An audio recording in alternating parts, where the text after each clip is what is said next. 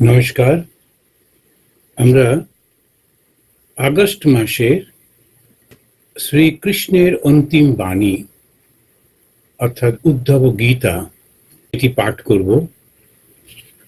এইটি আপনারা সবাই জানেন, এটা করেন নিউ টাউনের, কলকাতার নিউ টাউনের সারদা সংঘ, আর প্রচার করেন সদানন্দ ইউটিউব।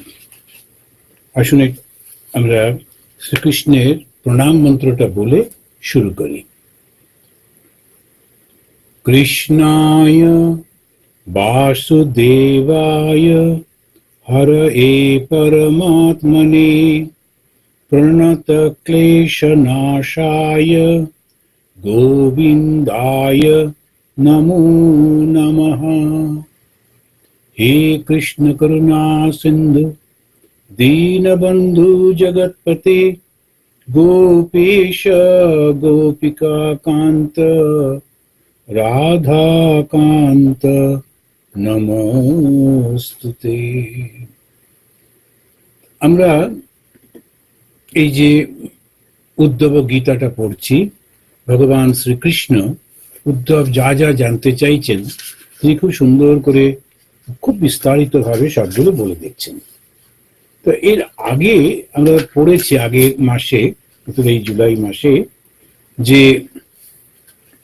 কৃষ্ণ যখন বলছেন যে মানুষের এই গুণগুলো ইত্যাদি ইত্যাদি, ওই সুযোগটা নিয়ে ও তাড়াতাড়ি করে বলছেন যে উদ্ধব বলছেন, আচ্ছা তুমি আমাকে এইগুলো সম্পর্কে বলে দাও। যম, নিয়ম, সম, দম, তিতিক্ষা, ধৃতি, দান, তপ, শৌর্য, সত্য, ঋত, ত্যাগ, এগুলো সব কাদেরকে বলে? কে পণ্ডিত, কে মূর্খ, কোনটা সুপথ, কোনটা কুপথ, কোনটা স্বর্গ, কোনটা নরক, কে বন্ধু, এগুলো সমস্ত আমাকে বলে দাও। আচ্ছা, কেন এগুলো জিজ্ঞেস করছেন? কথাটা হচ্ছে, এটা কেন জিজ্ঞেস করছেন? জিজ্ঞেস করছেন এই কারণে যে এইগুলো না জানলে কিন্তু আমরা ধর্মের পথে সঠিকভাবে এগোতে পারবো না। আমাকে সেদিন একজন ভদ্রমহিলা বলছিলেন যে উনি তার এক বান্ধবীর কাছ থেকে জেনেছেন একটা যোগের পথ আছে, একটা ক্রিয়া, এবং সেটা করলে খুব সুন্দর ফল লাভ করছে সবাই। হতে পারে, আমি জানি না, না হ্যাঁ কিছু বলবো না, কিন্তু শুধু বুঝতে পারি না যে যোগ মানে কি। যোগ তো এই মনটাকে নিয়েই তো, এই মনটা ঈশ্বরেতে, ভগবানে কিংবা আত্মাতে যুক্ত করা, এটাই তো যোগ। একাগ্রতা মানে কি? কোথায় একাগ্র করছি? কোনো একটা বিষয় তো থাকবে যার উপরে একাগ্র করছি। আমি আমার উপরেই চিন্তা করে একাগ্র করছি, এটাও হতে পারে। আমি আমার নিঃশ্বাসটার উপরে মনটা রাখছি, নিঃশ্বাস কিভাবে ভেতরে ঢুকছে, কিভাবে বেরোচ্ছে, সেটার উপরেও যোগ হতে পারে, সব হতে পারে। কিন্তু কথা হলো, ঠিক ঠিক ভাবে আধ্যাত্মিক উন্নতি, সেটা তো মনটা শুদ্ধ না হলে হবে না। সমস্ত গোলমালটা তো মনেতে, শরীরের তো কিছু নেই, সবই তো মনে। এখন মনটাই এই জগৎটার সঙ্গে আটকে যায়, নানান রকম ভাবে চিন্তা করে, এটা না হলে কি করে হবে, ওইটা না হলে কি করে হবে, ইত্যাদি ইত্যাদি নানান রকমের সব চিন্তা ভাবনা রয়েছে। এখন এই যে ভাবনাগুলো সমস্ত রয়েছে, তো সেইটা শুদ্ধ করতে হবে, পরিষ্কার করতে হবে, তবে তো যোগ হবে।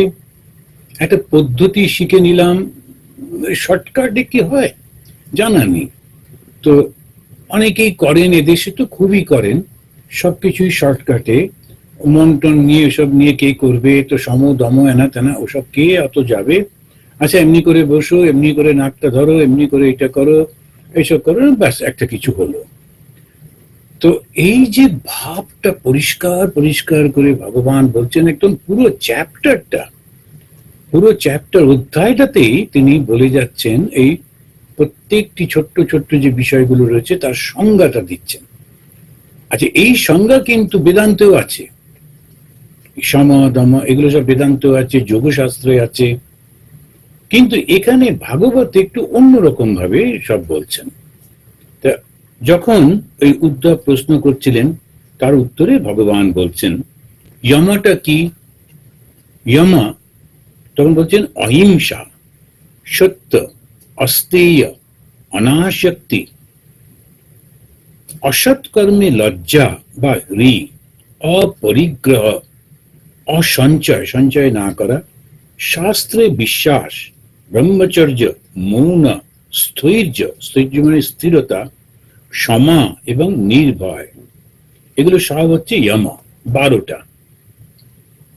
এখন যখন পাতঞ্জল যোগ দর্শন ওনার যে 8টা পথ রয়েছে, তার প্রথম হচ্ছে ওই এগুলো সমস্ত রয়েছে, এগুলো পড়তে হবে। তো সেখানে উনি বলছেন 30 নম্বরে যে পাতঞ্জল সূত্রে বলছেন অহিংসা, সত্য, অস্তেয়, ব্রহ্মচর্য, অপরিগ্রহ, যমা। এই যে যমাটা কি, এই কটা মাত্র বললেন, কিন্তু ভাগবতে কৃষ্ণ তিনি 12টার কথা বললেন।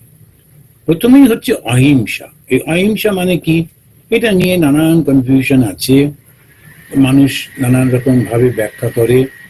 আমরা যখন কোনো একটা চোখে কিছু দেখি তখন ইমোশনালি আমরা সেটা রিয়াক্ট করি, এবং সেইটা যদি অত্যাচার হয়, কষ্ট হয়, তখন বলি ওটা না করাটাই অহিংসা। তো অহিংসা সেটা তো অবশ্য, ওটা তো নিশ্চয়ই, কিন্তু সঙ্গে সঙ্গে অহিংসা মানে ভেতরে কারুর প্রতি, মনের মধ্যে কারুর প্রতি বিদ্বেষ না থাকা।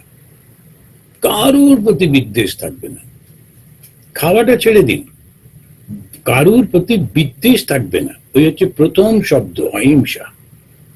আর এইটা না করে আমি যোগের মধ্যে যাব কি করে? তা এই যখন কারুর প্রতি হিংসা থাকবে না, তার মানে কি? তার মানে ওকে আমি ভালোবেসে ফেলেছি, প্রত্যেকটা জিনিসকে, প্রতিটি বস্তুকে, প্রতিটি ব্যক্তিকে আমি ভালোবেসে ফেলেছি। এই যে ভালোবেসে ফেলেছি, সেই জন্যে আমার কোনো হিংসা থাকছে না, তার প্রতি রাগ থাকছে না। তো এইটাই হচ্ছে অহিংসা। তো এই অহিংসাটা প্রথম হলো। তারপরে হলো সত্য, অস্তেয়, অস্তেয় আমি চুরি না করা বলে অন্যের জিনিস না নেওয়া। আমার যতটুকু প্রয়োজন সেটুকু নেব, আমি যদি তার থেকে বেশি নিই, হয়তো ওই জিনিসটা আরেকজনের প্রয়োজন ছিল, আমি নিয়ে নিলাম, ওটা কিন্তু চুরি করা, ওটা অস্তেয় হয়ে গেল। আমরা যারা ধর্ম পালন করি, আমরা কি এইভাবে ভাবি? যদি না ভাবি, তাহলে আমরা ধর্মের পথে অগ্রসর হব কি করে? আর না অগ্রসর না হতে পেরে তখন বিরক্তি, রাগ, এই এত বছর দীক্ষা নিয়েছি, জপ করছি, ভোগ দিচ্ছি, মন্দিরে যাচ্ছি, কই তাতেও কিছু তো হলো না। তার কারণ গোড়ায় গলদ থাকছে। তো মনের মধ্যে ওই অহিংসাটা প্রতিষ্ঠা করতে হবে, কারুর প্রতি রাগ না রাখা। আর কারুর প্রতি রাগ মানে কারুর প্রতি রাগ। সেই কারণেতে যারা ধর্মের লোক, ধার্মিক লোক, তারা সোশ্যাল এবং পলিটিক্যাল মুভমেন্ট গুলোতে জয়েন করতে পারে না। একদম পিওর যারা ধর্ম পালন করছে। আবার এটাতে ভুল করলে হবে না, প্রত্যেকের নিজের নিজের স্বধর্ম বলে আবার একটা ব্যাপার আছে। এখন যারা গৃহী, তাদের স্বধর্মের মধ্যে পড়ছে এই সংসারেতে তাকে ভালোভাবে কে রাখতে পারবে, সেই শাসককে বা সেই অ্যাডমিনিস্ট্রেটরকে খুঁজে বের করা এবং তাকেই রাখা। এটা হচ্ছে গৃহীর কর্তব্য। ওই জন্য তাকে একটু পলিটিক্সটা করতে হবে, জানতে হবে, এই পার্টিকে ভোট দেব না, ওই লোকটাকে সাপোর্ট করব না, এগুলো করতে পারে। কিন্তু যে ধর্মের পথে চলেছে সে কিন্তু ওটা করবে। সেজন্য সন্ন্যাসীদের কোন রকম ভাবে ওসবের মধ্যে থাকলে চলবে না। রাজনীতির কোন রকম সংস্পর্শ থাকলে সন্ন্যাসটা নষ্ট হয়ে যাবে, কেননা হিংসা আসবে, হিংসা এলে সমদৃষ্টি হলো না, এইসব। তো এই প্রথম হচ্ছে অহিংসা, তারপরে সত্য, যেটুকু আমি জানি সেইটুকুই শুধু দেখা, বলা, ওইটুকু, কারোর জিনিস বেশি না নেওয়া। অনাসক্তি, আমাদের কোনো কিছুতেই একটা আমি এটা পেতেই হবে, করতেই হবে, এরকম কোনো কিছুতে নেই, আসক্তি নেই। আর অসৎ কর্মে লজ্জা, হ্রি, খারাপ কাজ করতে তার খুব লজ্জা, তার খুব খারাপ লাগবে। মিথ্যে কথা বলা, বাড়িয়ে বাড়িয়ে বলা, লোকের প্রশংসা পাওয়ার জন্য, সেটা না, একদম না, এটা অসৎ কর্ম। অসৎ কর্ম করতে সে খুব লজ্জাবোধ করবে। ওই জন্যই বলছেন যে হরি অপরিগ্রহ সঞ্চয় করবে না, শাস্ত্রে বিশ্বাস করবে, সংযম করবে, ব্রহ্মচর্য, মৌন পালন করবে। মৌন পালন মানে কি? সব ব্যাপারে যদি কথা বলি তখন মনটা চঞ্চল হয়ে থাকে। সেজন্য ঈশ্বরের যে ভাবটা, সেটার মধ্যেই যদি থাকতে পারি তাহলে শান্তভাবে থাকতে পারবো। এই যে ঈশ্বরের ভাবেতে থাকা, ওটাকেই কিন্তু বলছে মৌন। এটা কথা বলছে না, মনে মনে ঠাকুরের সঙ্গে কথা বলছে, ভগবানের সঙ্গে কথা বলছে। স্থিরতা আর ক্ষমা করতে পারা, এটা একটা খুব বড় জিনিস। অভয়, এটা হয়ে গেল ইয়ামা। এরপরে হচ্ছে নিয়ম। ইয়ামা, তারপরে নিয়ম। নিয়ম এটা কি? বাহ্য শৌচ, শরীরটাকে পরিষ্কার পরিচ্ছন্ন রাখতে হবে। যদি পরিষ্কার পরিচ্ছন্ন না থাকে, মনটা পরিষ্কার পরিচ্ছন্ন থাকে না। বেশিরভাগ সময় যারা একলা একলা থাকেন তারা ঠিক ওই পরিষ্কার পরিচ্ছন্নতার দিকে যান না। একই কাপড় দিনের পর দিন পরে চলেছেন। যদি না থাকে তাহলে কিছু বলার নেই, কিন্তু যখন রয়েছে তখন ধুয়ে পরিষ্কার করে পরা, প্রত্যেকটা জিনিস খুব সুন্দর করে, এটা ভীষণ কুসুন্দর। আর অভ্যন্তর শৌচ অর্থাৎ ওই জপ, তপস্যা, শ্রদ্ধা, অতিথি সেবা, ঈশ্বরের উপাসনা, তীর্থ দর্শন, পরোপকারী উৎসাহ আর সন্তোষ, গুরু সেবা, এগুলো সমস্ত হচ্ছে নিয়মের মধ্যে পড়ছে, ইয়ামা আর নিয়ম। তো এইগুলো যদি করলাম, তার মধ্যে দিয়ে কি হচ্ছে, মনটা ট্রেন আপ হচ্ছে। যখনই আমি বাইরে সমস্ত পরিষ্কার পরিচ্ছন্ন হয়ে আমি যাচ্ছি, নিজে ভেতরে ভেতরে খুব ভালো চিন্তাগুলো করছি, ঠাকুরের নাম জপ করছি, ভেতরের মনটাও পবিত্র হয়ে যাচ্ছে। আর নইলে কি হয়, মানুষের মনের মধ্যে না খুব দুর্বলতা আসে, নানান রকমের সব চিন্তা আসে। যত বয়স হয় তত এগুলো বাড়তে থাকে, আর কন্ট্রোল থাকে না। তখন মনে হয় এই আমাকে কেউ আমাকে তাক টুকটাক করেছে, কেউ আমাকে এরকম করলো, এই সব দুর্বলতা। কেউ কাউকে কিচ্ছু করতে পারে না। সেজন্যে ওসব নিয়ে চিন্তাই করতে নেই। সারাক্ষণ ভগবানের কথা চিন্তা করছি, আমি তো সবাইকে ঠিকই করেছি, আমার সঙ্গে কি সম্পর্ক। এবারে সারা জীবন আমি যদি কারোর সঙ্গে বন্ধুত্ব না রাখি, কথা না বলি, তাদের কাজেতে তাদের পাশে গিয়ে না দাঁড়াই, আমারকেই বা কে আসবে, আমার সঙ্গেই বা কে কথা বলবে। জগৎটা খুব অদ্ভুত। তুমি যদি হাসো, জগৎটাও হাসবে, এটা একদম আয়নার মতো। আর তুমি যদি চোখ রাঙাও, জগৎটাও চোখ রাঙাবে। তুমি যদি দরজা বন্ধ করে দাও, জগতের কেউ তোমার সঙ্গে মিশবে না। এবারে যখন তুমি একলা হয়ে গেলে, এবারে জগৎকে দোষ দিচ্ছ, কিন্তু দোষটা তো নিজে। এবারে নানান রকমের সমস্ত কল্পনা চিন্তাগুলো মাথায় ঢুকতে থাকে। আর তার কারণ হচ্ছে ভগবানকে ডাকিনি, ভালো চিন্তা করিনি, এসবের জন্য। একদম ওই দুর্বলতা রাখতে নেই। মানে সব জগৎটা তো চিন্তা, যেই ভালো চিন্তা করব, না না কোনো কিছু নেই, সব ভালো আছে, এরকম ভাবে যখন চিন্তা করছি, দুঃখ টুক্ষ থাকলেও এটা নিজের মনের শক্তিতে অনেকটা ওটা কেটে যায়। এইভাবেই উনি বলছেন নিয়ম। তা বাইরে সমস্ত পরিষ্কার পরিচ্ছন্ন, অন্তরেরও ওই পরিষ্কার। তার সঙ্গে জপ করতে হবে। জপ মানে হচ্ছে নিরন্তর ভগবানের নামটাকে স্মরণ করা। তপস্যা করতে হবে। তপস্যা মানে কি? নানান রকমের ঘটনা চারপাশে ঘটতে থাকে, তো কখনো অপমান, কখনো বা মান, এই সমস্ত গুলো আসতে থাকে। সেইটাকে অত সিরিয়াসলি নিতে নেই। যদি পারলাম ভালো, যদি না পারলাম, আচ্ছা বেশ, তো আমার এই পর্যন্ত সাধ্য, আমি এই পর্যন্ত করতে পারি, এর থেকে বেশি তো পারবো না। তা ও করতে পেরেছে, বা খুব ভালো, তো নিশ্চয়ই আগের জন্মে ভালো কাজ করেছিল, ঠিক আছে, কোনো অসুবিধা নেই। তো এই যে ভেতরে ভেতরে সদাক্ষণ একটা নিজেকে আটকে রাখা, সেটাকেই বলছে তপস্যা। শ্রদ্ধা মানে হচ্ছে একটা বিশ্বাস নিজের ওপর, শাস্ত্র বাক্যে। ভগবান শ্রীরামকৃষ্ণদেব বলেছেন, ঈশ্বর আছেন, তার সঙ্গে কথা বলা যায়। আমার পরিপূর্ণ বিশ্বাস ঈশ্বর আছে। ঠাকুর বলেছেন তো ঈশ্বর আছেনই আছেন। আমি কথা বলতে পারছি না, দেখা পাচ্ছি না, সেটা আমার ত্রুটি, কিন্তু ঈশ্বর নেই তা নয়, তিনি অবশ্য অবশ্য আছেন।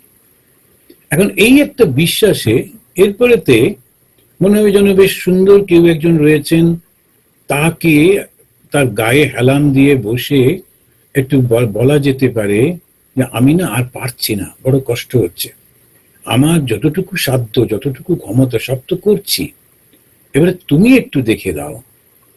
তো ওই যে সেই মানুষটি যাকে ঈশ্বর বলছেন, ওই যে সেই চৈতন্য যিনি সর্বত্র রয়েছেন, তার অসীম ক্ষমতা, তার ফলে দেখা যাবে বন্ধু এগিয়ে আসছে, চতুর্দিক থেকে সাহায্য এসে যাচ্ছে, ওই ঈশ্বরের কৃপা।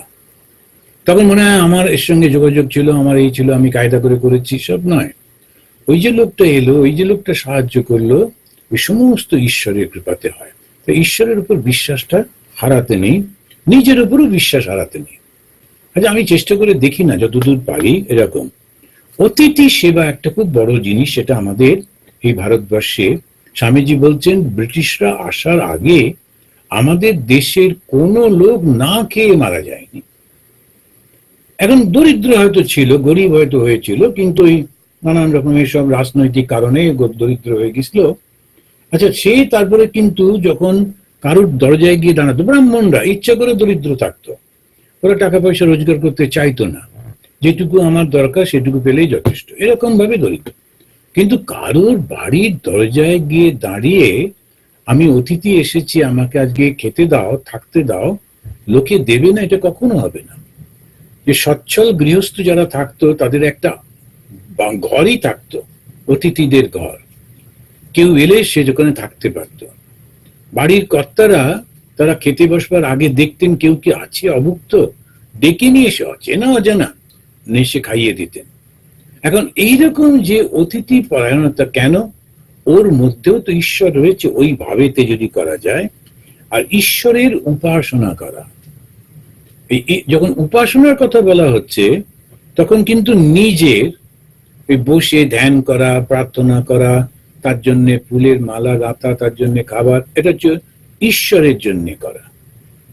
আবার তীর্থ দর্শন করা, যেখানে যেখানে তার প্রকাশ বেশি হয়েছে সেই সব জায়গাগুলো, যে মহাপুরুষরা তারা বলেছেন হ্যাঁ এখানে এরকম ঘটনা হয়েছিল, সেইগুলোকে বিশ্বাস করে সেখানে গিয়ে ওই ঘটনাগুলোকে স্মরণ করা, স্মরণ করতে করতে সেখানে ঘোরা।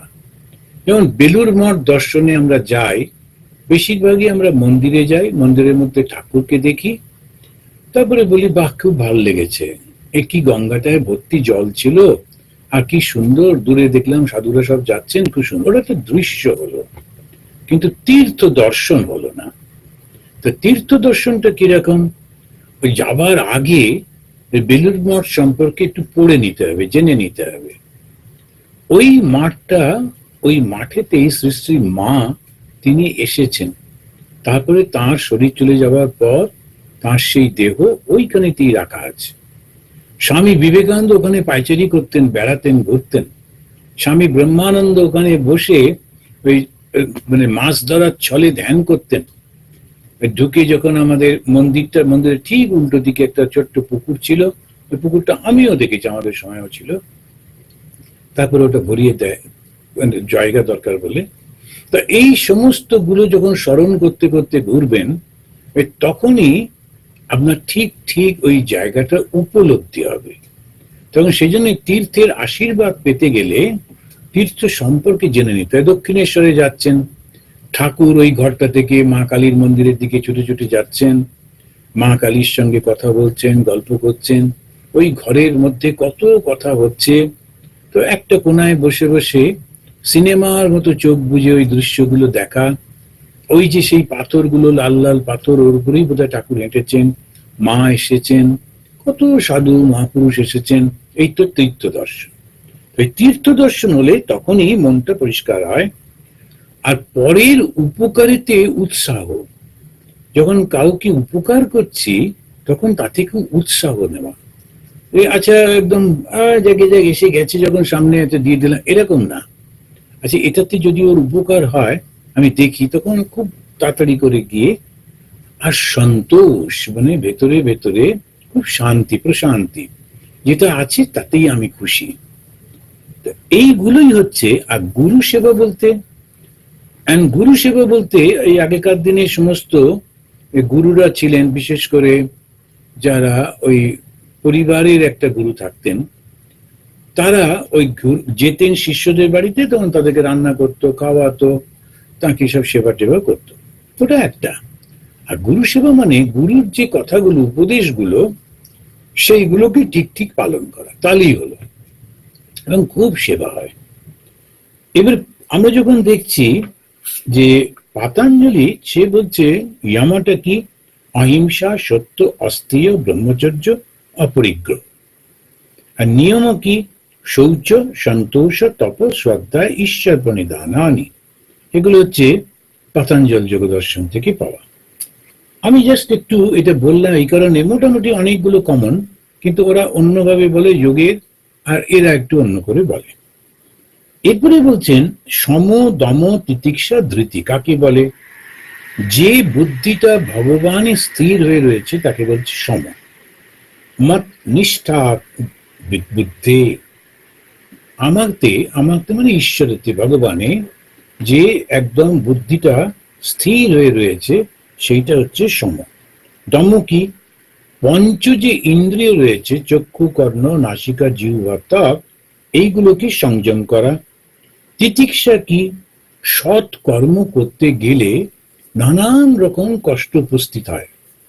সব যে একেবারে ফ্লাওয়ার ছড়িয়ে দেবে, আপনি ভালো কাজ করতে এসছেন, সেরকম তো নয়। তো সেই কষ্টটাকে একেবারে সহ্য করা, কোন রকম কারোর কাছে কমপ্লেন না করে এখানে সহ্য করা, এবং সেটাকেই বলছে তিতিক্ষা। শঙ্করাচার্য তিতিক্ষা ওটাকে খুব সুন্দর করে ব্যাখ্যা করেছেন। উনি বলছেন সহনা সর্ব দুঃখানা অপ্রতিকার পূর্বকম চিন্তা বিলাপ রোহিতম সা তিতিক্ষা নিগদ্যতে। তিতিক্ষা কাকে বলে?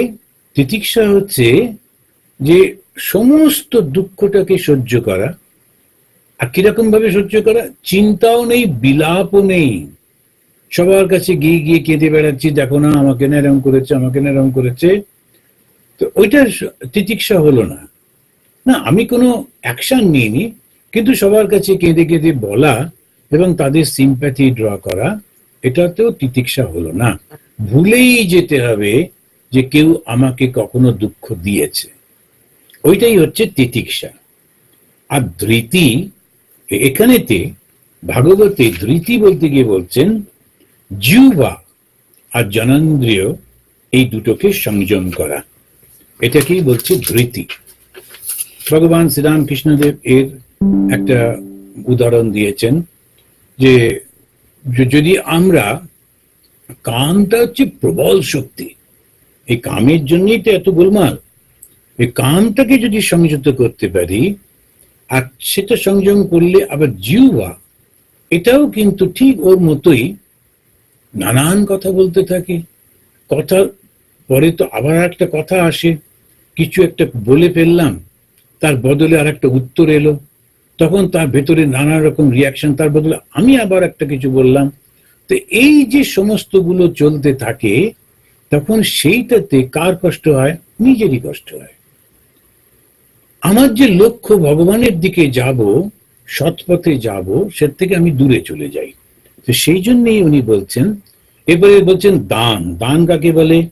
দণ্ড ন্যাস পরম দানম, কারুর প্রতি শত্রুতা না করা, এটা হচ্ছে সব থেকে বড় দান। আমি শত্রুতা করব না। তো দান হচ্ছে আমার কারুর প্রতি কোনো শত্রুতা নেই। রাবেয়া বলে একজন মুসলিম মহিলা, তিনি খুব করে তপস্যা করতেন, উনি সবসময় ভগবান আল্লাহকে ডাকতেন, তা কিন্তু কৃতদাসী ছিলেন। এখন গল্পে বলে যে যখন ওই মালিক এবং তার বন্ধুরা বসে খাচ্ছে, তারা মুরগির মাংস খাচ্ছিলেন, তো মুরগির ওই লেগ পিসটা দেখে ওরা বললেন, আচ্ছা মুরগিটা এইরকম, মানুষের কিরকম আছে, একটু দেখলে হয়। ঠিক সেই সময় রাবেয়া যাচ্ছিলেন দুর্ভাগ্যবশত, তখন এই এখানে একটু শুয়ে পড়তো, তখন ওর পায়ের মাংসটা কেটে, চামড়াটা কেটে ওরা দেখছে মানুষের পায়ের হাড়টা কেমন হয়। কি যন্ত্রণা, কোন রকম অ্যানেস্থেশিয়া নেই, তারপরে ওই যে প্রিমিটিভ তো ওরকম ভাবে এবার ওকে ছেড়ে দিল। উনি কোনো রকমে গিয়ে আর তো কাজ করতে পারছেন না। তো মালিক বলল, আচ্ছা ওই বাড়ির কোনাতে গিয়ে থাকো। দরজার কোনায় একটা ঘরের মধ্যে ও কোনো রকমে ওই ভেষজ ওষুধ টষুধ লাগিয়ে থাকতো। তো একদিন ওই মালিক ওই দরজা দিয়ে ঢুকছিল, পেছন দিকের দরজা, শুনছে রাবেয়া প্রার্থনা করছেন আল্লাহ খুদা তাআলার কাছে যে আমার মালিক না আসলে আমাকে কষ্ট দিতে চাননি। ওর বন্ধুরা কৌতূহলী হয়েছিলেন মানুষের পাটা কিরকম, মানুষের পায়ের হাড়, ওইটা দেখার জন্যই ওরা আমাকে করেছেন, আমাকে কষ্ট দিতে চাননি। তুমি কিন্তু ওদের উপরে কোনো কষ্ট দিও না। এই কথাটা শুনে ওর মনটা মালিকের, দেখো সত্যি তো আমরা এত ভুল করে কষ্ট দিলাম, আমি যে মানুষকে একটা কষ্ট দিলাম সেটা আমার মনেই পড়ছে না। তো খুবই ধিক্কার এলো এবং তিনি ওকে গিয়ে বললেন, দেখো আমি তোমাকে আজকে থেকে মুক্তি দিয়ে দিচ্ছি। তো উনি ওই মুক্তি পেয়ে চলে গেলেন, গিয়ে তপস্যা করলেন। খুবই এই নাম আছে রাবেয়া। তো এইটা কি, যে কারুর প্রতি শত্রুতা না করাটা কি বলে শ্রেষ্ঠ দান। কাম ত্যাগ করা, সেই বাসনা যেটা তাই ত্যাগ করাটাই হলো ত্যাগ। ত্যাগ কাকে বলে? তবে ঠাকুর বলছেন মাছ পান ত্যাগ নয়, এক টুকরো মাছ খেলাম না বা একটু পান অন্য কিছু ভোগ করলাম না, এইগুলো কি ত্যাগ? তো কিছুই না। তো ত্যাগটা কোনটা? কাম ত্যাগ। যখন কোনো কামনা থাকবে না মনের মধ্যে, সেটাই ঠিক ঠিক ত্যাগ। তো ত্যাগই মানে কি? তার মধ্যে কোনো বাসনা নেই, কোনো কামনা নেই, জগতের এই ভোগের প্রতি তার কোনো ইচ্ছা নেই, কোনো আকর্ষণ নেই। কেননা ও আর একটা বড় আকর্ষণ পেয়ে গেছে, আর সেই আকর্ষণটার মধ্যে ও ধীরে ধীরে চলেছে। সেই জন্যে ওর মধ্যে ওটাকেই বলে বাসনা ত্যাগ করা, কি হলো আসল ত্যাগ। শৌর্য কাকে বলে? স্বভাব বিজয় তাকে বলে শৌর্য। প্রত্যেকটি মানুষের এক রকমের স্বভাব থাকে তো কারো কারো, তো সেই যেগুলো খারাপ জিনিসগুলোকে নিজেই জোর করে মন থেকে সরিয়ে দিতে হয়। কারো কারো নিয়ে একটা ম্যানারিজম থাকে, সেই ম্যানারিজমের মধ্যে একটা কিছু বলতে থাকে। যেমন অনেকেই দেখেছি যখন ফোন করেন, কথা বলেন, একটা ম্যানারিজমে কথা বলছেন, হয়তো বা একটু বেশি লোকাল লোকেরা একই রকম কথা বলছে বলে ওইটা নিজের কথার মধ্যে ঢুকে গেছে। এইরকম ভাবে যখন আমরা জিনিসটাকে লক্ষ্য করতে, মানে কিরকম ভাবে নিজেকে পরিষ্কার করে ফেলতে হবে, কোন রকম ত্রুটি থাকবে না। ভগবানকে যে জিনিসটা দেব, সেই শ্রেষ্ঠ মনটা দেব, তো সেই রকম ভাবে বলছেন যে নিজের যে স্বভাবের মধ্যে যে খারাপ ভাবটা আছে সেইটাকে পরিষ্কার করা, এটাই হচ্ছে শৌর্য। শৌর্য মানে এই ওই শক্তিটা। আর সত্যম চ সমদর্শনম, অভেদ দর্শনই হচ্ছে সত্য। সত্য কাকে বলে? সত্য হচ্ছে অভেদ দর্শন। এককে জানার নাম জ্ঞান, বহুকে জানার নাম অজ্ঞান। ভগবান শ্রীরামকৃষ্ণ দেব মাস্টারমশাইকে বলেছিলেন যে এককে জানার নাম হচ্ছে জ্ঞান, বহুকে জানার নাম হচ্ছে অজ্ঞান। এক মানে কি?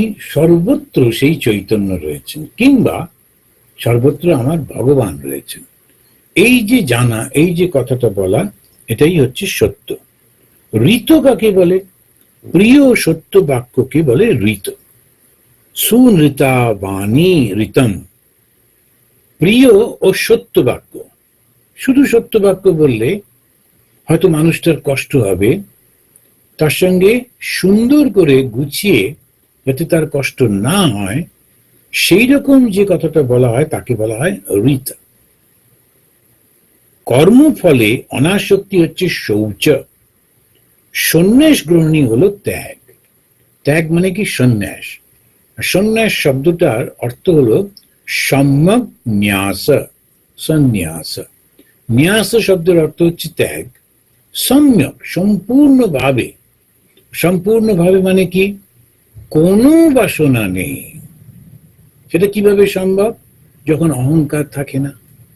তাই সন্ন্যাসটা লাভ করতে হলে আমরা তো সন্ন্যাসী হবার জন্য এসেছি, আমরা চেষ্টা করছি। এই যে চেষ্টা, এই যে সেটা কি চেষ্টা করছি? যে আমার নিজের মধ্যে কনফিডেন্স থাকবে, আমার এই এই গুণগুলো আছে, এই গুণগুলো দিয়ে আমি ঠাকুরের সেবা করতে পারবো। আমি রান্না ভালো জানি, কিংবা আমি বাগান করতে পারি, কিংবা আমি বক্তৃতা করতে পারি, আমি লিখতে পারি।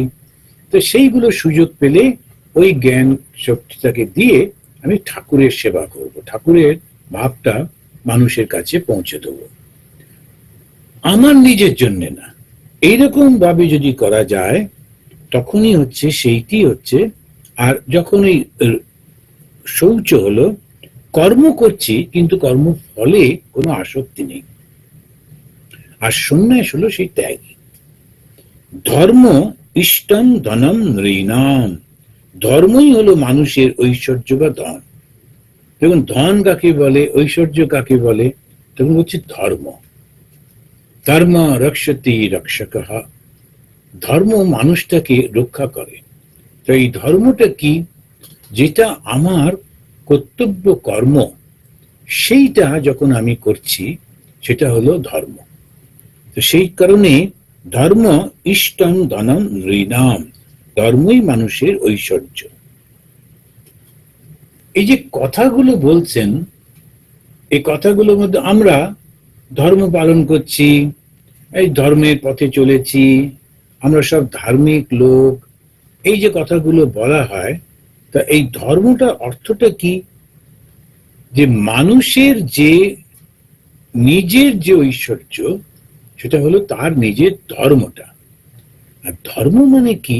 যে যে কর্তব্যটা করছে সেই কর্তব্যটা সঠিকভাবে করছে। এই জন্য স্বধর্ম শব্দটার উপরে ভগবান কৃষ্ণ খুব জোর দিয়েছেন ভগবত গীতায়। এমনকি তিনি এও বললেন, নিজের স্বধর্ম পালন করতে গিয়ে যদি মৃত্যুও হয় তাতেও কোনো অসুবিধা নেই। স্বধর্মে নিধনম শ্রেয়, পরধর্ম ভয়াবহ। কিন্তু অন্যের ধর্মটা ওই জন্য এরকম ভাবে করতে যেতে নেই। নিজের ধর্মটা আমি যেটা জানি, আমার যেটা সাধ্যের মধ্যে, সেইটা আমি খুব সুন্দর করে করব। কিন্তু আমি জানি না, তবু গেলাম অন্যের একটা ধর্ম করবার জন্য, খুব ভুল হয়ে গেল। আমি ইঞ্জিনিয়ার নই, তবু ফলস সার্টিফিকেট দিয়ে ইঞ্জিনিয়ার, তারপরে নানান রকম প্রভাব খাটিয়ে একটা ইঞ্জিনিয়ারিং চাকরি পেলাম। তারপরেতে আমার তৈরি করা ব্রিজটা ভেঙে পড়লো এবং তাতে কত লোকের প্রাণ গেল। এই সমস্ত পাপ আমার ঘাড়ে আসবে, কারণ আমি ওর উপযুক্ত নই। আমি যার উপযুক্ত, আমি সেটা যদি করতাম তাহলে এই পাপটা আমার ঘাড়ে আসতো না। আমি ডাক্তারি জানি না, ফলস সার্টিফিকেট দিয়ে এরকম করছি। তো এইরকম ভাবে যে পুলিশটা তার কর্তব্য রক্ষা করা, তা না করে অসহায় মানুষকে সে অত্যাচার করছে, যদি করে স্বধর্ম থেকে বিচ্যুত হচ্ছে। আর পরধর্ম ভয়াবহ। ও নিজের ধর্মটা পালন করছে না বলে তার কিন্তু কপালে খুব দুঃখ আছে। ও তো তখন তো বুঝতে পারছে না, পরে পরে দেখতে পায়। আমাদের সমাজে যেসব দেখি, তারপরে লোকেরা ভুলে যায়, কিছুদিন হইচই হয়, তারপরে ভুলে যায়। তো ওই ধৃ না থাকায় ভুলে যায়, আর ফলে শিক্ষাটা থাকে না। এত টাকা নিয়ে আমি করবোটা কি? লোভে পড়ে এইটা করতে গিয়ে এই টাকা টাকা সেটাও জলে গেল, সম্মান জলে গেল, মান মর্যাদা সব গেল, কি লাভটা হলো? সেই জন্যে ওই ধর্মটা ধরে রাখতে হয় না। আমার এইটুকু কর্তব্য, এইটুকু আমার দায়িত্ব, জগতে সব ভালো আমি করতে পারবো না, কিন্তু আমার সামনে যেটুকু আছে ওটুকু আমি নিষ্ঠা সহকারে করব। এটাই যদি করি তখন ঠিক ঠিক ওই ধর্ম ধর্ম ইষ্টম ধনম নৃণাম। তো এই যে ধর্মটাই হচ্ছে মানুষের শ্রেষ্ঠ ধন। যজ্ঞ অহম ভগবত উত্তম। যজ্ঞ কাকে বলে? যজ্ঞ হচ্ছে আমি। যজ্ঞ শব্দের অর্থ যদি আমরা দেখি, যে যজ্ঞ হচ্ছে যে কোনো কাজ কারোর মঙ্গলের জন্য যদি আমি করি নিঃস্বার্থভাবে, সেটাই যজ্ঞ। তো যখন মহাভারতের গল্পে সেই বেজিটা, সে একটা জায়গায় গিয়েছিল, গিয়ে দেখছে একটা ব্রাহ্মণ পরিবার, তারা অনেক দিন পর 4টে রুটি পেয়েছে, এবং তারপরে সেইটা নিয়ে এসে ওই মানে প্রত্যন্ত ক্ষুধার্ত তারা 4জনই, তারা বসে যখনই খেতে যাচ্ছে, সেই সময় একজন অতিথি এসে বললেন, আমি ক্ষুধার্ত। ব্রাহ্মণ তখন নিজের রুটিটা ওকে দিয়ে দিলেন। তখন স্ত্রী বললেন, দেখো তোমার বাবা যেটা দিয়েছেন ওই ক্ষুধা ওর মিটল না। স্ত্রী হিসেবে আমার ধর্ম, আমার স্বামী যেটা করছেন সেটাকে এগিয়ে নিয়ে যাওয়া। উনি তখন তার নিজের পোর্শনটাও দিয়ে দিলেন। তার ছেলে মেয়েরা বলল যে তোমরা যেটাকে সাধন করছো, যেটা করবার চেষ্টা করছো, সেটাকে সম্পূর্ণ করার কাজ ছেলে মেয়েরও। ওরা দুজনেও সেই খাবারটা অতিথিকে দিয়ে দিল। অতিথি ছিলেন ধর্ম। তো তিনি এসে ওদের পরীক্ষা নিলেন। 4জনই মারা গেলেন, কিন্তু ধর্ম তাদেরকে নিয়ে স্বর্গে নিয়ে গেল, কেননা যজ্ঞ কর্ম হলো। যজ্ঞ মানে কারুর উপকারের জন্য নিঃস্বার্থভাবে ত্যাগ করা। তো কাকে দিচ্ছি? ভগবানকেই তো দিচ্ছি। তাই উনি বললেন, যজ্ঞ অহম ভগবত উত্তম। আমি হচ্ছি সেই যজ্ঞ, ঈশ্বরই হচ্ছেন সেই যজ্ঞ। আমি যখনই কাউকে কোনোভাবে সাহায্য করছি, সেটা কিন্তু ওই ভগবানের কাছেই যাচ্ছে, তাই তিনি হচ্ছেন যজ্ঞ। দক্ষিণা কাকে বলে? দক্ষিণা হচ্ছে জ্ঞান সন্দেশ। জ্ঞানের উপদেশই হচ্ছে দক্ষিণা। তা আমরা যখন দক্ষিণা এটা যেটা বলা হয়, তখন যখনই কোনো কাজ হয় তার পরেতে ওই ব্রাহ্মণকে একটু অর্থ দিতে হয়, কারণ ও তো সংসার চালাবে, ও কি নিয়ে চালাবে, তাই একটু অর্থ দিতে হয়। তো তাকে বলে দক্ষিণা দেওয়া। তো দক্ষিণা না দিয়ে যদি কোনো কাজ করা হয়, সেটা পরিপূর্ণ হয় না। ভগবত গীতাতেও সেটা বলছেন। তা এই যে দক্ষিণাটা দিচ্ছে, এখানেই বলছেন, ভাগবতে বলছেন, উদ্ধব গীতাতে, যে দক্ষিণা হচ্ছে জ্ঞান দান করা, সেটা হচ্ছে শ্রেষ্ঠ দক্ষিণা। আর প্রাণায়াম পরম বলম। বল কাকে বলে? বল হচ্ছে যে নিজের মনটাকে সংযত করতে পারে, তাকেই বলে বল। প্রাণায়াম পরম বলম। এরপরে 40 নম্বর শ্লোকে তিনি বলছেন, ভব মে ঐশ্বর ভাব। এখন ভব কাকে বলে? ভব মানে হচ্ছে ভগবানের যে 6টা গুণ থাকে, তাকে বলে ভব। এই 6টা গুণ বা ভগ থাকলে তবেই সে ঈশ্বর হয়। সেটা কিরকম? তখন বলছেন যে তার অতীত, বর্তমান, ভবিষ্যৎ সম্পর্কে পরিপূর্ণ জ্ঞান আছে। এরকম ভাবে ভগবানের 6টি গুণ আছে। তো এই 6টি গুণ যখন আমরা লক্ষ্য করি, তখন তাকে বলা হয় ভগ। ভগ শব্দটা দেখছি, সেটা হচ্ছে ভগবানের ওই 6টা গুণ। লাভ কাকে বলে? মদ ভক্তি উত্তম লাভ। এই যে লাভ করেছি, কি লাভ করেছি? ভগবানের প্রতি ভালোবাসা লাভ করেছি। মদ ভক্তি উত্তম, উত্তম ভক্তি লাভ করেছি। ভক্তি মানে খানিকটা অবিশ্বাস, খানিকটা বিশ্বাস মিলিয়ে ভগবানের প্রতি না, সেরকম না। একেবারে 100% আমার ভগবানের বিশ্বাস হয়েছে। এবং যখনই আমি গান করি, মনে হয় ভগবান শুনছেন। ভগবানকে শোনাবার জন্যই গান করছি। যখন আমি কিছু কথা বলছি, মনে হয় ভগবান সামনে বসে আছেন, তাকে শোনাবার জন্যই আমি কথাগুলো বলছি। শাস্ত্র পাঠ করছি, ভগবান বসে বসে শুনছেন। তো এইরকম ভাবে একে বলে ভক্তি। যখন আমরা দেখেছি যে বয়স্ক ভদ্রলোক ভদ্রমহিলা আসেন, তাকে একটু চকলেট দিলাম বা কিছু দিলাম, উনি তাড়াতাড়ি করে সেটাকে নিয়ে রেখে দিচ্ছেন ব্যাগের মধ্যে। তো কি ব্যাপার, না আমার মহারাজ একটা নাতনি আছে, ও খুব ভালোবাসে চকলেট খেতে, আমি এই প্রসাদটা ওকে দেবো। নিজে না খেয়ে সঙ্গে সঙ্গে নাতনির কথা চিন্তা করছেন। এখন এই যে ভালোবাসাটা ভগবানের প্রতি যখন থাকে, তখন তাকে বলে লাভ।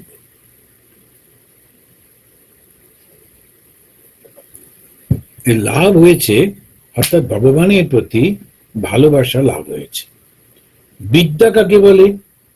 আত্ম, যেটা বিদ্যা আত্মনি বিদাবাদ, আত্মাতে যে ভেদ বুদ্ধি সেটা না থাকাকেই বলে বিদ্যা। নিজের আত্মা, যেটা মনের মধ্যে আমাদের যে একটা চৈতন্য রয়েছে, যার শক্তিতে আমি কথা বলছি, শুনছি, কাজকর্ম করছি, সমস্ত জগতের প্রতিটি প্রাণী সব কিছু যাতে চলছে যার শক্তিতে, তাকে আমরা চোখে দেখতে পাচ্ছি না বটে, তার রূপটা বুঝতে পারছি না, কিন্তু তার উপস্থিতিটা বুঝতে পারছি, তিনি আছেন। তো এইরকম যখন হচ্ছে, তখন সেটা কি, এই যে জ্ঞানটা, তাকে বলে বিদ্যা। যে আমার আত্মশক্তি, সর্বব্যাপী যে আত্মশক্তি রয়েছে, আত্মা রয়েছেন, সেটাকে জানার নামই হচ্ছে বিদ্যা। আর জুগুপ্সা হ্রি অকর্মসু, অসৎ কর্মে লজ্জাই হচ্ছে হ্রি। হ্রি বা লজ্জা, এটা কাকে বলে? অসৎ কর্ম করতে যে লজ্জাটা, সেটাই হচ্ছে হ্রি। আমরা যখন এই মানুষগুলোকে দেখি, তারা কিরকম লজ্জাহীন হয়ে গিয়েছে, সমানে মিথ্যে কথা বলছে, যেটা তার দোষ হয়েছে সেটাও মানবে না, জোর করে করে ঘোষণা করছে, নিজে নানা রকমের শক্তি প্রয়োগ করছে। এইটাই হচ্ছে তার লজ্জাটা চলে গেছে।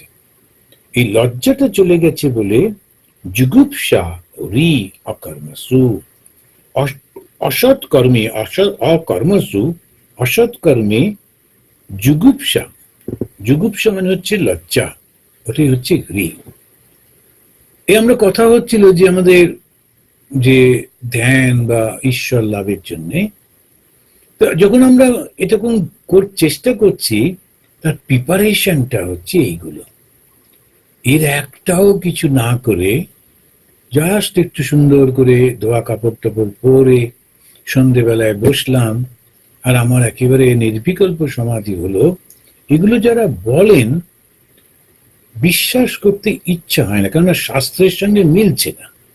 ওর হয়তো হতে পারে, ভগবানের রাজত্বে সবকিছু সম্ভব, আমি অস্বীকার করব না, কিন্তু এই যে নানান রকম ভাবে এদেশেও দেখেছি, বিদেশে যে নানান ক্রিয়া দেখাচ্ছেন, এইগুলো দিয়ে এটা হবে, এই যোগ হবে, আর লোকে মনটা এত চঞ্চল মানুষের, সেটাকে শান্ত করবার জন্য ছুটে ছুটে যায়, গিয়ে একটুখানি এই ক্রিয়া ট্রিয়া শুনে, বিশেষ করে ইন্ডিয়ান কোনো কিছু হলেই তাদের বিশ্বাস এগুলো খুবই ফলপ্রদ, এবং তারা ওইগুলো ফলো করবার চেষ্টা করেন।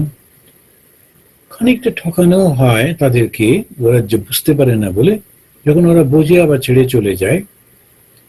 তো এইরকম চলতে থাকে। কিন্তু কথাটা হলো যে একদম বেস থেকে যদি তৈরি না হয়, তাহলে তো আমরা পারবো না। এই যে ভাগবত আমরা পাঠ করছি, উদ্ধব গীতা যে পাঠ করছি, ভগবান শ্রীকৃষ্ণ তার একদম দেহত্যাগের আগে যে উপদেশগুলো দিয়ে যাচ্ছেন, তো সেইগুলোইতেই আমরা আসল জিনিসগুলো পাচ্ছি, তা না হলে আমরা তো পাবো না। তো জুগুপ্সা, এই যে অসৎ কর্মে লজ্জা, এটা না থাকলে ধর্মের প্রথম পদক্ষেপই নেওয়া যাবে না। সে যতই চন্দনের পোঁটা করুক, যতই নামাবলী গায়ে দিক, যতই সে বলুক যে আমি ধার্মিক লোক, কিন্তু তার মধ্যে এই লজ্জাটাই তো নেই, সে সমানে মিথ্যে কথা বলে যাচ্ছে, নিজেকে জাহির করছে, আমি আমি আমি বলে ডঙ্কা বাজাচ্ছে, যেগুলো একেবারে অধর্মের কাজ। অথচ বলছে আমি ধার্মিক, এটা তো ভুল হয়ে যাচ্ছে, মেলাতে পারছি না, মিলছে না। তো যদি বলেন আমি ধার্মিক টার্মিক কিছু নই, আমি এরকমই করি, আমি এই জগতের লোক, জগতের এটা আমার চাই, তাহলে কোনো অসুবিধা নেই। কিন্তু যখন ধর্মের নামে কিছু বলা হয়, তখন তার একটা ইয়ার্ডস্টিক আছে, তো তার মানদণ্ড আছে। সেই মানদণ্ডটা দিয়ে মাপতে গিয়ে দেখা গেল যে মিলছে না, তখন কি করে আমরা তাকে নেব? কি করে ভাববো যে তিনিও একটা ধার্মিক লোক? এবারে শ্রী কাকে বলে? তখন এই শ্রী বা ভূষণ নিরপেক্ষ প্রভৃতি গুণগুলো। যখন শ্রী বলছে ভগবান শ্রী রামকৃষ্ণ, এই যে শ্রী শব্দটা বলছি, শ্রী শ্রী মা শারদা দেবী, শ্রীমদ স্বামী বিবেকানন্দ, এই যে শ্রী শব্দটা আমরা বসাই, এই শ্রী শব্দটার অর্থটা কি? শ্রী শব্দের অর্থ হলো যে তিনি নিরপেক্ষ, তার কাউকে তার কোনো ভালোবাসা নেই, সবাইকে সমানভাবে ভালোবাসেন। আর ওইটাই হচ্ছে ভগবানের রূপ, ওইটাই হচ্ছে ভগবানের প্রকাশ। বিশেষ কাউকে ভালোবাসি যেই মনের মধ্যে এলো, তখন বুঝতে হবে আমি ধর্মের পথে এগোতে পারছি না। কেননা ভগবান যখন প্রত্যেকের মধ্যে রয়েছেন, অথচ আমি তাকে আলাদা করে ফেলছি।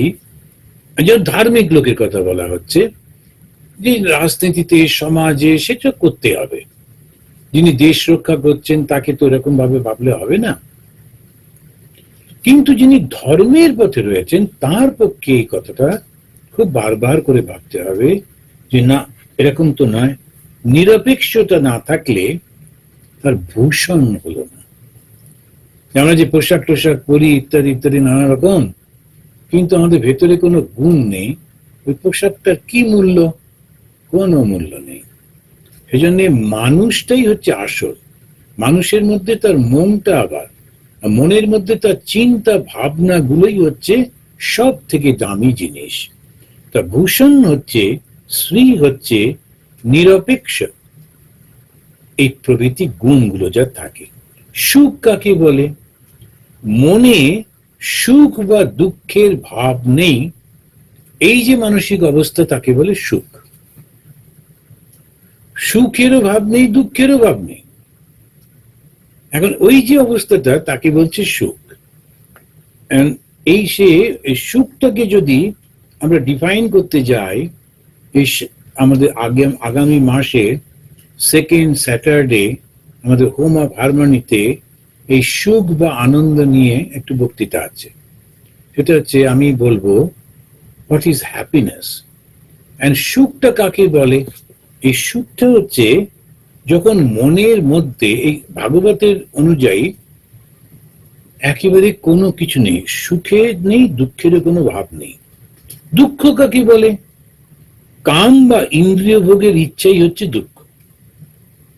যখন একটা ইন্দ্রিয় ভোগের ইচ্ছা হচ্ছে, কাম আসছে, তখন সেইটাই হচ্ছে দুঃখের কারণ। যদি সেটা পরিপূর্ণতা না পেল, তখন দুঃখ। আবার আমরা ছুটে ছুটে যাই, এই করি সেই করি, কত রকম করতে থাকে সেই ভালোবাসার নামে। এবার যখন ভালোবাসাটা পরিপূর্ণতা পেল, সামাজিক স্বীকৃতি পেল, যখন বিবাহ হলো, যখন একসঙ্গে থাকতে লাগলো, তারপরে কেন বিচ্ছেদ হয়? তারপরে কেন তাদের মধ্যে ঝগড়া হয়? এখন এই স্ট্যাটিস্টিক্স বলছে যে এই এতগুলো যাদের মধ্যে ভালোবেসে বিয়ে হয়, তাদের মধ্যে ম্যাক্সিমাম হচ্ছে ডিভোর্স হয়। তার কারণটা কি?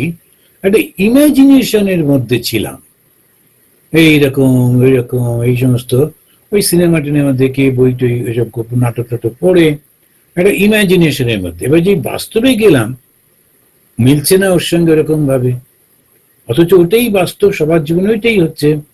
এই ধীরে ধীরে ধীরে ধীরে তখন বিতৃষ্ণা আসছে। তা ওইটা এলো কোত্থেকে? ওই কাম ভাব থেকে এলো। কাম বা ইন্দ্রিয় ভোগের ইচ্ছাটাই হচ্ছে দুঃখ। মুক্তির স্বরূপ যিনি জানেন, তিনি হচ্ছেন পণ্ডিত। জিজ্ঞেস করেছিল পণ্ডিত কাকে বলে। এখন যিনি পণ্ড, পণ্ড মানে হচ্ছে ব্রাহ্মণ, তাকে যিনি জানেন তিনি হচ্ছেন পণ্ডিত। এই পণ্ডিত শব্দের অর্থটা হচ্ছে ব্রহ্মজ্ঞানী। ঈশ্বর দ্রষ্টা, এটা হচ্ছে পণ্ডিত। আমরা যেটাকে পণ্ডিত বলি সেটা হচ্ছে সংস্কৃত শিখেছে, সংস্কৃত জানে, তাকে একটু পণ্ডিত বলি। আবার ইউপি টুপির দিকে যারা রান্না করে তাদেরকেও পণ্ডিত বলে। কিচেনে যে রান্না করে যে কুক, তাকেও পণ্ডিত বলে। কিন্তু এই পণ্ডিত শব্দের অর্থ হচ্ছে যিনি ভগবানকে জেনেছেন, আত্মাকে জেনেছেন, ব্রহ্মকে জেনেছেন, তিনি হচ্ছেন পণ্ডিত।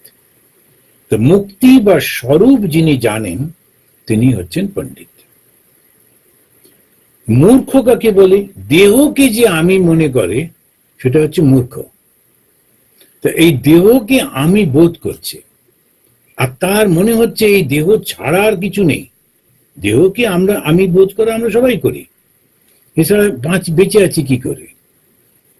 তো সে দেহকে আমি বোধ করা, কিন্তু ওই দেহটাই আমি, আর জগতে কোনো কিছু নেই, এইরকম যখন ভাবে তাকে বলে মূর্খ। পথ কাকে বলে? সুপথ। ভগবানের কাছে যাব, সেই সুপথ কাকে বলে? মত নিগম পন্থা। ঈশ্বর লাভের যে উপায়গুলো বলা হয় সেটাই হচ্ছে পন্থা।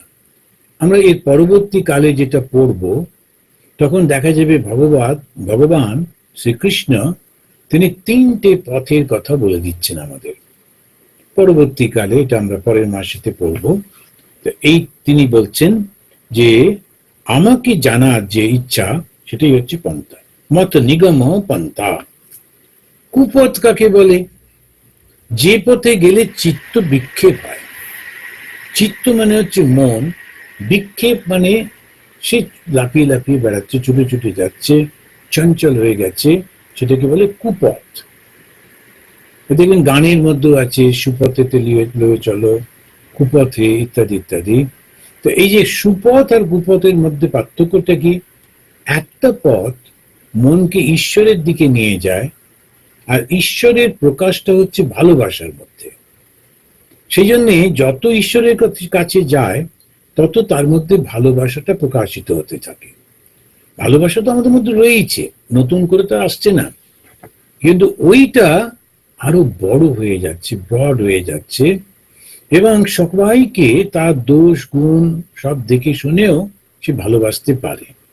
সেটা হচ্ছে ভগবানের পথে যাবার পথটাকে বলছে পন্থা।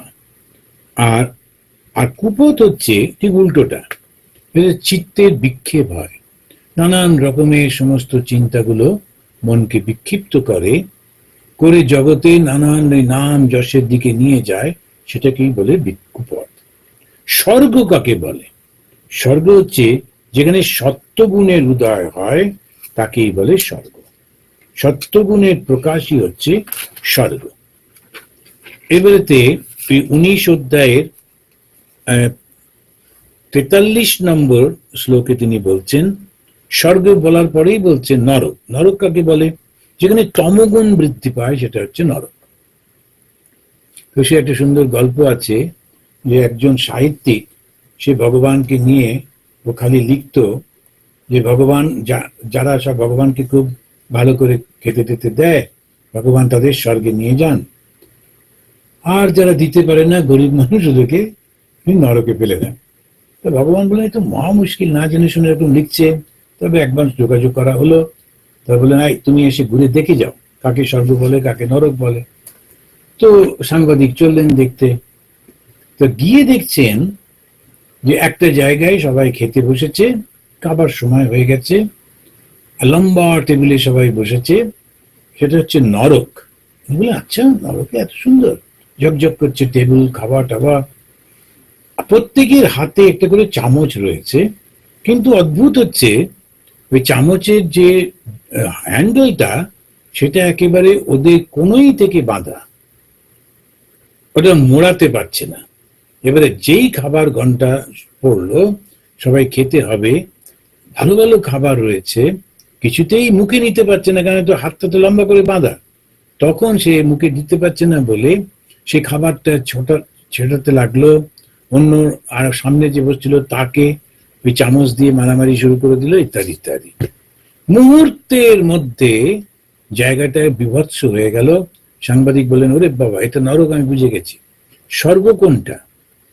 তখন উনি ওই স্বর্গের পাশে পাশের ঘরটাতে নিয়ে গেলেন। নর্গের পাশের ঘরটাই স্বর্গ। একই রকম ভাবে সবাই খেতে বসেছে, ওই একই রকমের টেবিল, একই রকমের চামচ, চামচে লম্বা করে ডান্ডিটা হাতে বাঁধা, কিন্তু যেই বললো এবার খাবার শুরু করো, ওরা খুব সুন্দর করে সবাই মিলে গল্প করতে করতে, হাসি ঠাট্টা করতে করতে খাচ্ছে। কি করে খাচ্ছে? ওপাশে যে লোকটা বসে আছে তাকে এপাশের লোকটা খাইয়ে দিচ্ছে, কেননা চামচটা তো লম্বা, সে তুলছে আর ওর মুখে দিচ্ছে, আর ও একে খাওয়াচ্ছে। পরস্পরম ভাবয়ন্ত শ্রেয় পরম অবাপসত। ভগবত গীতাতে বললেন, আমরা যদি পরস্পরকে সাহায্য করি তাহলে সব থেকে শ্রেয়টা লাভ হয়। যেই আমরা পরস্পরকে সাহায্য করব না, তখন সেই জায়গাটা নরক হয়ে যায়। তা নরক হলো তমগুণ বৃদ্ধি পায়, আর সত্যগুণ বৃদ্ধি পেলে সেটা স্বর্গ। তা স্বর্গ আর নরকের পার্থক্য এইটুকুই। বন্ধু কাকে বলে? হচ্ছেন গুরুই তোমার বন্ধু। কেননা গুরু ঠিক তোমাকে তোমার মঙ্গলের জন্য যেটা করা দরকার ওটা বলে বলে দেন, ওটা নির্দেশ করে দেন, ওটা গুরুই তোমার বন্ধু। গৃহ কাকে বলে? ওই এই শরীরটাই তোমার গৃহ। শরীরটার জন্যই তো সব। এই শরীরের জন্যই খাওয়া দাওয়া, শরীরের জন্যই কাপড় জামা, শরীরকে রাখার জন্যই একটা বাড়ি বানানো, এই শরীরকে রক্ষা করতে টাকা লাগবে বলে চাকরি করা, ব্যবসা করা, আর এই শরীরের অন্যান্য আনন্দের জন্য আত্মীয় স্বজন বন্ধু বান্ধব, তো সব কিছু গড়ে ওঠে শরীরটাকে নিয়ে। তো গৃহ কাকে বলে? এই শরীরটা। তো গৃহ ত্যাগ করেছি মানে কি? আমাদের কোনো কোনো সাধু, মহারাজ আমরা গৃহত্যাগ করে এসেছি। গৃহত্যাগ কাকে বলে? শরীর ত্যাগ করেছো? তা তো নয়। আসলে ভাবটা হচ্ছে আমার বোধটা ত্যাগ করাকেই বলে গৃহত্যাগ করা। ত্যাগ শব্দটার অর্থ হচ্ছে সন্ন্যাস, আর সন্ন্যাস শব্দের অর্থ হচ্ছে যার আমি বোধ থাকে না। আমি এবং আমার বোধ থাকলে সে সন্ন্যাসী হতে পারেনি, চেষ্টা করছে হয়তো। তো এইটাই হচ্ছে গৃহম শরীরম মানুষ্যম। তো এটা মানুষের শরীরটাই হচ্ছে গৃহ। আর ধনী কাকে বলা হয়? ধনী হচ্ছেন তিনি যার অনেক গুণ আছে। গুণাঢ্য ধনী। মানুষের গুণই তার আসল ধন। মানুষের যে গুণগুলো থাকে সেই গুণগুলোর মধ্যেই সে আসলে সে সমস্ত মান মর্যাদা সবকিছু পায় ওই গুণগুলোর মাধ্যমে। তো সেই জন্যে রাজা সে শুধু নিজের দেশের মধ্যে সে পুজোটা পায়, নিজের দেশের লোকেরা ওকে চেনে, আচ্ছা রাজাকে দেখলে উঠে দাঁড়ালো, হাত জোড় করলো, এসব হলো। কিন্তু বিদেশে গেলে কে ওকে চেনে? কেউ ওকে পাত্তাও দেবে না ওদের সাথে ঢুকলে। কিন্তু যিনি পণ্ডিত, কিন্তু যিনি গুণী, তিনি যেখানেই যাবেন, যিনি বিদ্বান, যেখানেই যাবেন সর্বত্র তার মর্যাদা রয়েছে। খুব বড় ডাক্তার, খুব বড় ফিলোসফার, তার সায়েন্টিস্ট, এখন এরা যেখানেই যাবেন তাদের সব জায়গাতেই সমস্ত সমাজ তাদেরকে হাত জোড় করে স্বাগত করবে। তা ধনী কাকে বলে? ওই গুণগুলো, যার গুণ আছে সেই ধনী। দরিদ্র কাকে বলে? যে সবসময় অসন্তুষ্ট হয়ে থাকে, ওই হচ্ছে দরিদ্র। এখন কিছুতেই তার সুখ হচ্ছে না, শান্তি হচ্ছে না, সব কিছুতেই তার মধ্যে একটা অশান্তি রয়েছে, সে বেচারি খুবই দরিদ্র। কৃপণ কাকে বলে? অজিতেন্দ্রিয় কৃপণহা। কৃপণ হচ্ছে মানে কৃপার পাত্র। আমরা যে কৃপণ বলি মানে যে যে দান করে না, পয়সা খরচ করে না, সেরকম না। কৃপার পাত্র। কৃপার পাত্রটা কে? যে শুধু ইন্দ্রিয় ভোগের জন্যে জীবনটাকে দেয়। বিষয়ে যিনি অনাসক্ত তিনি ঠিক ঠিক প্রভু। তো প্রভু কাকে বলে? যিনি বিষয়ে অনাসক্ত। প্রভু বা স্বাধীন ব্যক্তি। স্বাধীন কি? বিষয়ে কোনো আসক্তি নেই, সে স্বাধীন। তুমি ওকে খুব প্রশংসা করলে তো ঠিক আছে, প্রশংসা করলে না তো ঠিক আছে, এটা খেতে দিলে তো ঠিক আছে, ওটা না দিলে তো সেটাও ঠিক আছে। এখন ও স্বাধীনভাবে ঘুরছে, ও কোনো রকম ভাবে কোনো কিছু নেই, তোমাকেই, তুমি দিয়েই ধন্য হচ্ছ, ওর কোনো কিছু এসে যাচ্ছে না। ওইটাকেই বলছে ঠিক ঠিক প্রভু বা স্বাধীন। পরাধীন ঠিক উল্টোটা, বিষয়ে আসক্তি।